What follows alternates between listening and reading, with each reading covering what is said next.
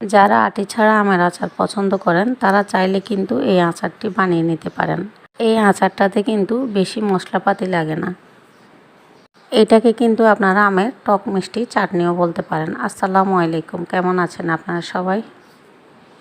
এই আচারটা বানাতে আপনারা কাঁচা এবং পাকা যে কোনো আম নিতে পারেন এবং আমগুলোকে যে কোনো সাইজের করে কেটে নিতে পারেন, তবে একটু পাতলা পাতলা করে কাটলে তাড়াতাড়ি সিদ্ধ হয়। এখন এখানে আমি চিনি দিয়ে কিছুক্ষণ ঢাকনা দিয়ে রাখবো। আর ঢাকনা দিয়ে না রাখলেও কোনো সমস্যা নেই, সাথে সাথেও বানিয়ে নিতে পারেন। এখন একটা মশলা রেডি করে নিব। এখানে আমি নিয়েছি আস্ত ধনিয়া, জিরা, মিষ্টি জিরা, পাঁচফোড়ন, এলাচ, দারচিনি আর সাথে নিব তেজপাতা, একটা বড় এলাচ আর কয়েকটা শুকনো মরিচ। মশলাগুলোকে হালকা তেলে গুঁড়ো করে নিব। কিছুক্ষণ চিনি দিয়ে রেখে দেওয়ার পরে আম থেকে যে পানি বের হয়েছে, এখন এই পানি দিয়ে আমি আচারটা রেডি করে নিব। এখানে আমি বাড়তি কোনো পানি দিব না। এখন চুলার আঁচ মিডিয়ামে রেখে আমটাকে সিদ্ধ হওয়া পর্যন্ত অনবরত নাড়তে হবে। যখন আমটা একটু সিদ্ধ হয়ে আসবে তখন এখানে দিয়ে দিব মরিচের গুঁড়া আর সামান্য পরিমাণে হলুদের গুঁড়া, কালারটা একটু সুন্দর হওয়ার জন্য। এখন আবারও অনবরত নাড়তে থাকবো। এই আচারটা বানাতে নাড়তে একটু বেশি কষ্ট হয়, ঘন ঘন নাড়তে হয়, তা না হলে নিচে দিয়ে লেগে যায়। এখন দিয়ে দিব স্বাদ মতো লবণ।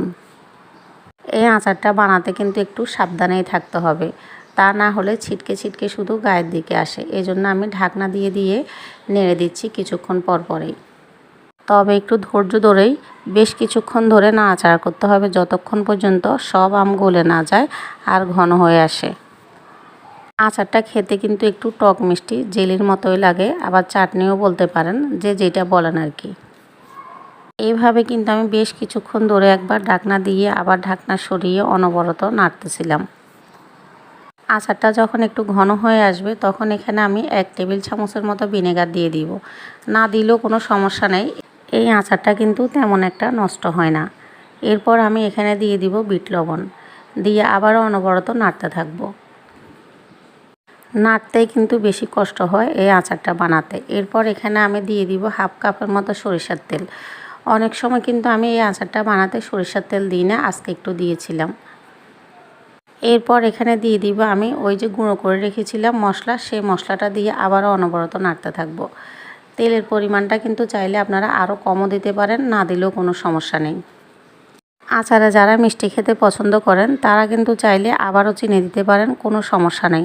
আমি কিন্তু মাঝখান দিয়ে আবারও চিনি দিয়েছিলাম, কারণ আমার বাসায় সবাই মিষ্টি আচার খেতেই পছন্দ করে।